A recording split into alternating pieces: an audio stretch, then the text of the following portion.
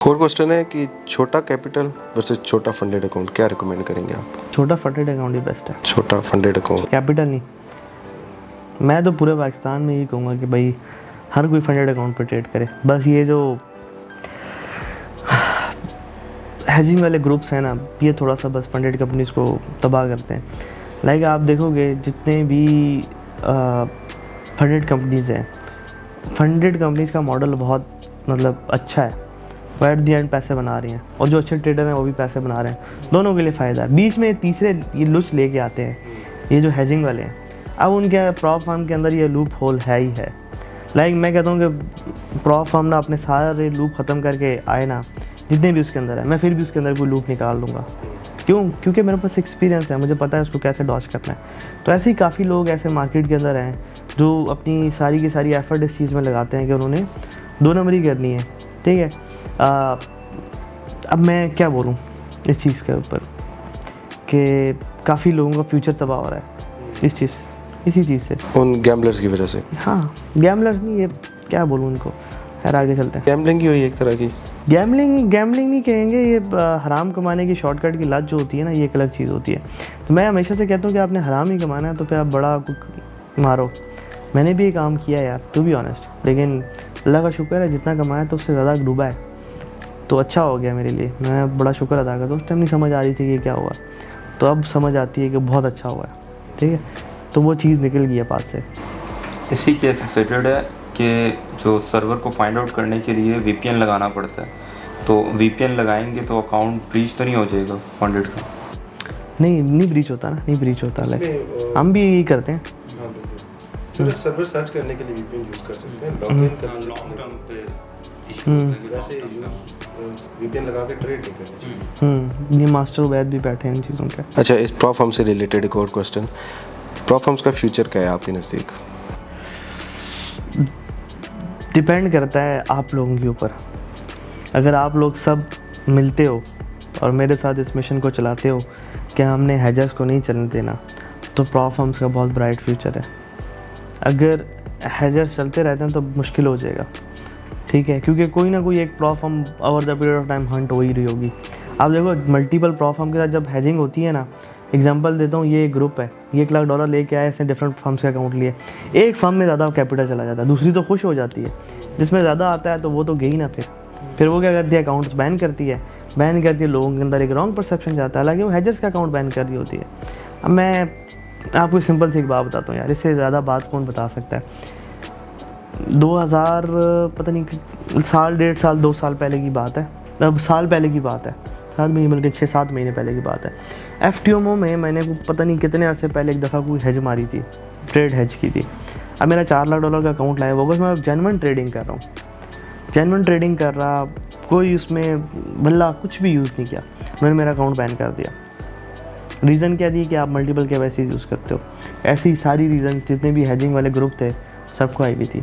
वजह क्या थी कि उन सब ने की हेजिंग और उसके अंदर मुझे भी रगड़ा गया कि वो पुराने करतूत के ऊपर।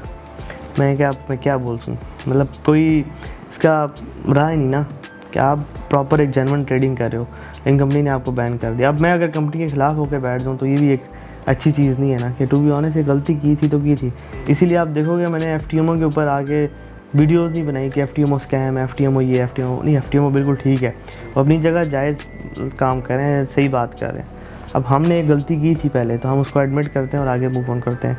अगर मैं वीडियो बना देता तो ऐसी बात है, FTMO के बारे में नेगेटिविटी आ जाती है। FTMO ने मेरा क्या करना था, कुछ भी नहीं कर सकती थी, लेकिन मैंने नहीं बनाई। मैंने कहा नहीं, इन्होंने काम ठीक किया, तो ये ना हो कि मैं इनके खिलाफ़ वीडियो बनाऊँ तो जाहिर सी बात है मुझसे भी बाद में सवाल होगा क़यामत वाले दिन कि भाई तुम क्या कर रहे थे, तो मैं कंपनी ने सही हरकत की थी, तुमने क्यों उनकी जो है ना इस तरह की हरकत की। तो जाहिर सी बात है, एक जो आपके पास एक फेम होती है, एक ऑडियंस आपको फॉलो कर रही होती है, तो आपके ऊपर जिम्मेदारी होती है, तो ज़िम्मेदार आपको बनना पड़ता है। क्योंकि आप सिर्फ अपने ज़िम्मेदार नहीं रहते बल्कि सबके ज़िम्मेदार हो जाते हो। वो जो भी काम करेगी आपकी ऑडियंस आपकी वजह से, तो उसके ज़िम्मेदार आप हैं। तो ये चीज़ होती है। ठीक है, हेजिंग के अलावा वैसे मतलब ये सस्टेनेबल बिजनेस है, ये चलता रहेगा? और फिर तो मैं कहता हूँ पूरी ज़िंदगी चलेगा, मतलब इससे अच्छा कोई बिज़नेस ही नहीं है। ठीक है, अगर ये हेजिंग वाला काम निकाल लिया जाए तो, क्योंकि काफ़ी नए ट्रेडर्स आते हैं, ये गैम्बलर्स होते हैं, वो आगे अकाउंट उड़ाते हैं, जो फीस कलेक्ट होती हैं वही इनके अंदर बढ़ती है जो जेन्युइन ट्रेडर्स होते हैं।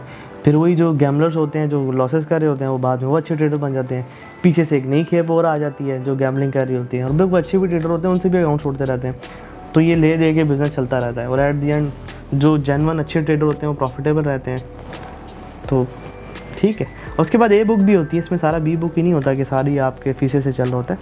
अच्छी फर्म से ए बुक भी करती हैं, लाइक FTMO के अंदर वो एक ऑप्शन भी है कि आप पता नहीं वो जो 2 मिलियन की जब फंडिंग अचीव हो जाती है तो प्रॉपर वो आपको मंथली सैलरी भी देते हैं वगैरह वगैरह। मेंशन है कि आप इतने टाइम से फंडेड फॉर्म में ट्रेड कर रहे हैं, सारा कुछ है, इसमें आपके अकॉर्डिंग क्या एक बेस्ट एडवाइस या बेस्ट आपको जो एक लेसन मिला है वो क्या है? फंडेड फर्म में जो सबसे बेस्ट एडवाइस मैं दे सकता हूँ ना, वो ये कि छोटे टारगेट की तरफ जाओ। लाइव अकाउंट पे, लाइव अकाउंट हर कोई अपनी ज़िंदगी में अचीव कर लेता है, हर ट्रेडर के पास लाइव अकाउंट आता है, लेकिन लाइव अकाउंट पे आने के बाद हर ट्रेडर गलती करता है। तो वो पॉइंट होता है अपनी लाइफ को टर्न करने का, और वहीं पे हम गलती करके अपने सबसे बड़े असासे को खो देते हैं। तो छोटे टारगेट्स रखो लाइव अकाउंट के ऊपर, 20%, 10%, और लोगों को देख के ये टारगेट ना करो कि $10,000 से मतलब $1,00,000 के अकाउंट में उसने $1,00,000 बना लिया, $1,00,000 के अकाउंट में $30,000 बना दिए। नहीं, आप टारगेट करो छोटा, मैंने 1%, 2% बनाना है, 3% बनाना है, 4% बनाना है, बस इतना, इससे ज़्यादा नहीं। तो सस्टेनेबल भी है और आप अच्छे ट्रेडर बन जाते हो, सबसे बड़ा फ़ायदा ये। मल्टीपल चीज़ें सीखी हैं, काफ़ी सारे लोग हैं मल्टीपल चीज़ें सीखी हुई होती हैं, लेकिन वो अगर अपनी स्ट्रैटेजी बनाना चाहते हैं तो एक क्या आप उनको सजेस्ट करेंगे, एक स्ट्रैटेजी कैसे बनाई जा सकती है? अपनी सीखा हुआ बहुत कुछ है। पहले तो ये है कि पाकिस्तान के अंदर जितनी भी स्ट्रैटेजीज़ हैं किसी भी पाकिस्तानी ने नहीं बनाई हुई। दूसरी बात यह है कि जितनी भी स्ट्रैटेजीज़ हैं ये कहीं ना कहीं इंडिकेटर्स और किसी सीन में जाती हैं। तीसरी बात यह है कि आपने बनानी है तो वो भी आपकी अपनी नहीं होगी, आप वो चीज़ें ही लाइन कर रहे होंगे। ठीक है, अब एग्जांपल के तौर पे ICT है जी, वो ICT अजीब सी टर्म्स यूज़ करके एक लोगों के अंदर गिमिक क्रिएट किया गया ना, है तो वो कुछ भी नहीं, टू बी ऑनेस्ट, अंदर से वो भी खोखली है। मुझे आप एक काम करें, ICT का जो सबसे बड़ा अपने आप को ट्रेडर कहता है वो 100 ट्रेड्स ऑडियंस के सामने करके दिखाए और लाइव अकाउंट पे करके दिखाए और 1000 ट्रेड तक लेके जाए उसको मान जाऊँगा। कर सकते, ये सिर्फ गिमिक है। It's all about the like manipulating people and selling courses और सेलिंग सर्विसेज। इंटरनेट की दुनिया में कोई ऐसा बंदा नहीं है जो फ्री ऑफ कॉस्ट कोई काम कर रहा हो। अगर तू इंटरनेट पे आया है ना तो तू पैसे कमाने आया है, ये मैं कहता हूँ। ये ट्रेडिंग की रिलेटेड तो मैं 100% कहता हूँ कि इंटरनेट पे कोई ऐसा बंदा नहीं है कि जो इंटरनेट पे आए और वो पैसे ना कमा रहा हो या उसकी सोच ये ना हो कि मैंने पैसे कमाने, ऐसा हो ही नहीं सकता। ठीक है, उसकी वजह ये है कि देखो आप जितने भी बाइनरी ट्रेडर्स को देख लो, ये क्यों आए थे? पैसे कमाने। ये असल में अगर आप समझो कि आपसे अगर वो एक मुहावरा भी है ना इंग्लिश में, if they are not selling the product then you are the product, ऐसी कुछ है। तो वो आपको डायरेक्ट सेल कुछ नहीं कर रहे थे, कुछ शायद कोर्स भी बेच रहे थे, तो वो लिंक बेच रहे थे आपको, लिंक से साइन अप करवाना, जो कि हम फॉरेक्स में भी IB कमीशन का काम करते हैं, लेकिन वहाँ पे वो 80% लॉस वाला सीन था। अब सब ने जो है ना इस्लाम कबूल कर लिया है और वो आ गए हैं फॉरेक्स के अंदर। तो लेकिन ये है कि इस्लाम कबूल करने के बाद भी कुछ होते हैं मुसलमान वो जो बागी होते हैं। जैसे कि अभी मैं एक वीडियो देख रहा था वो हुरैरा की, जिसमें वो कहता है मेरे साथ अल्लाह है, ठीक है, मेरे साथ ईमान की ताकत है। पता नहीं कौन से ईमान की ताकत है कि आप पाकिस्तान से बाहर थे। लेकिन चलो अच्छी बात है कि इस्लाम कबूल कर ले, लेकिन पूरा नहीं किया, इसका दुख भी है। इस्लाम कबूल करना है तो पूरा करो ना यार। सच बोलो कि मैं बाइनरी ट्रेडिंग करता था, वो एक हराम काम था, मेरे से गलती होगी, मैं एक्सेप्ट करता हूँ, चले जी आगे चलते हैं। और फिर ये भी बताओ कि मैं फॉरेक्स तो ट्रेडिंग मुझे कुछ नहीं आती, मैं प्रमोटर हूँ तो मैं प्रमोट कर रहा हूँ।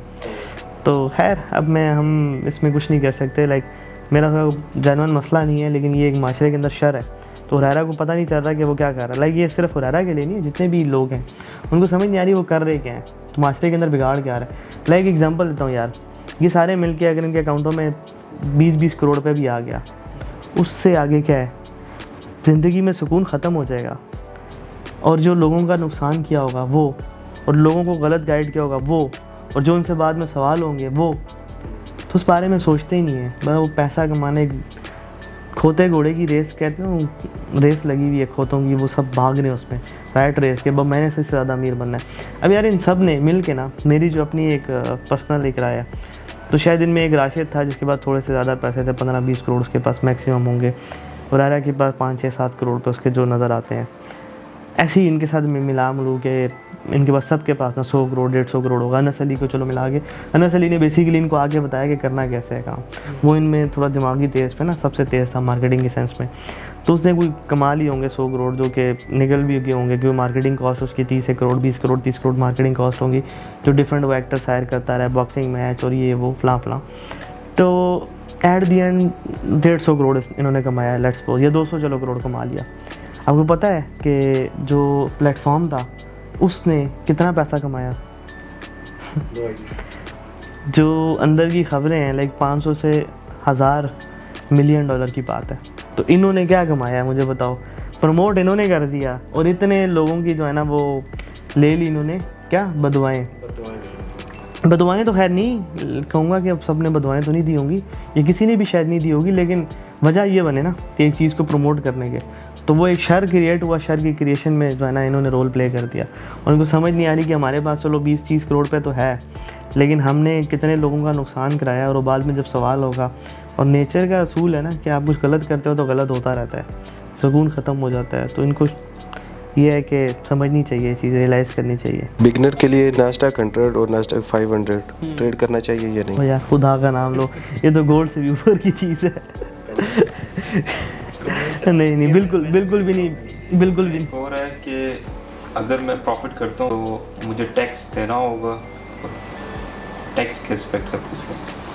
फॉरेस्ट के अंदर प्रॉफिट करता हूँ तो टैक्स देना हो? नहीं, टैक्स तो कोई नहीं देना होगा आपको। ये है कि आप अपनी इनकम को किसी वकील के साथ डिस्कस करोगे, वो आपको बेहतर मशवरा देगा, लेकिन I am not the lawyer. So दूसरी बात यह है कि क्रिप्टो कर रहे हैं तो जाहिर सी बात है क्रिप्टो का बिल आ रहा है, तो उसके आगे क्या होने वाला उसका मुझे नहीं पता, लेकिन अभी तक तो वैसा कोई नहीं है। हाँ, मर्केंटाइल एक्सचेंज पे आप जब ट्रेडिंग कर रहे हो ना तो वो टोटली लीगल है, तो उसमें होता है टैक्सेशन होती है, तो वो आपको टैक्सेशन कट के मिलती है, तो वो ऑलरेडी काट के देते हैं। आई थिंक सो, मेरा जो बात हुई थी लास्ट टाइम, तो डिपेंड करता है।